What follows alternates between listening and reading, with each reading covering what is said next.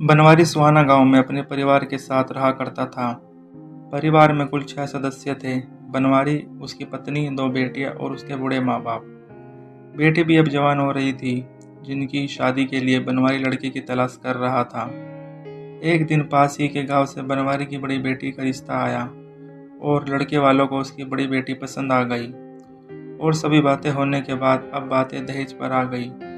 लड़के वालों ने बनवारी के हाथों में एक दहेज की पूरी सूची थमा दी।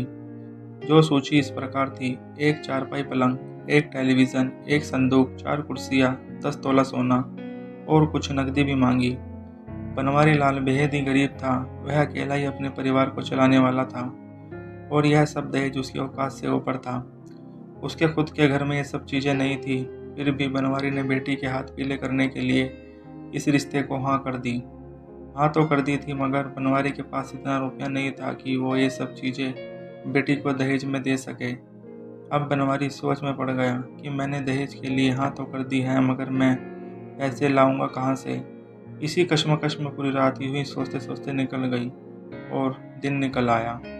उसी गांव में एक सेठ धनीराम नाम का साहूकार रहा करता था, जो लोगों को ब्याज पर पैसे उधार दिया करता था और बदले में कुछ गिरवी रखा करता था। एक दिन बनवारी उस साहूकार के पास गया और बोला, सेठ जी, मेरी बेटी की शादी है और मुझे कुछ धन की आवश्यकता है। कृपया आप मुझे कुछ धनराशि उधार दे दीजिए। उधार तो मैं तुम्हें दे दूं, मगर मेरे पास तुम्हें कुछ गिरवी रखना पड़ेगा।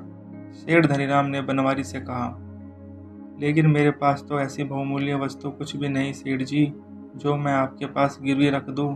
बनवारी ने सेठ को जवाब दिया। सेठ जी ने कहा, फिर तुम्हें उधार रकम नहीं मिल सकती। इतवारी लाल की आंखें भर आई और वह सेठ जी के पैरों में गिरकर नतमस्तक हो गया, मगर सेठ जी को उस पर तरस नहीं आया। सेठ जी ने कहा, कुछ गिरवी तो रखना ही पड़ेगा, तभी मैं तुम्हें उधार रकम दे सकूंगा। बनवारी के पास रहने को सिर्फ उसका पुश्तैनी घर ही था, जो वो सेठ के पास गिरवी रख देता है और सेठ उसकी मांगी गई रकम कुछ समय के लिए उधार दे देता है। विवाह का समय भी आ गया और मांगे गए दहेज की सूची के हिसाब से इतवारी लाल ने लड़के वालों को दहेज की सभी चीज़ें दे दी और अपनी बेटी को हंसी खुशी विदा भी किया। बेटी की विदाई तो हो गई, मगर एक बाप कर्ज तले दब गया। बेटी की शादी के बाद घर के हालात खराब हो चुके थे। 2 वक्त की रोटी भी जुटा पाना मुश्किल हो गया था और सूखा पड़ने के कारण इस साल फसल भी नहीं हुई थी, जहां वो फसल काटने का कार्य करता था। ऊपर से सेठ धनीराम बनवारी को पैसों के लिए तंग करने लगा और पैसा न मिलने पर सेठ धनीराम ने बनवारी के घर पर कब्जा कर लिया। अब बनवारी बेघर हो गया था। बनवारी अपने परिवार को लेकर अब सड़क पर आ गया। बनवारी और उसके परिवार के पास न रहने को घर था और न खाने को अन्न। बनवारी लाल ने अपने परिवार की ऐसी दुर्दशा देखी नहीं जा रही थी, जिस कारण एक कर्ज तले दबे बाप ने बरगद के पेड़ पर लटक कर फांसी खा ली।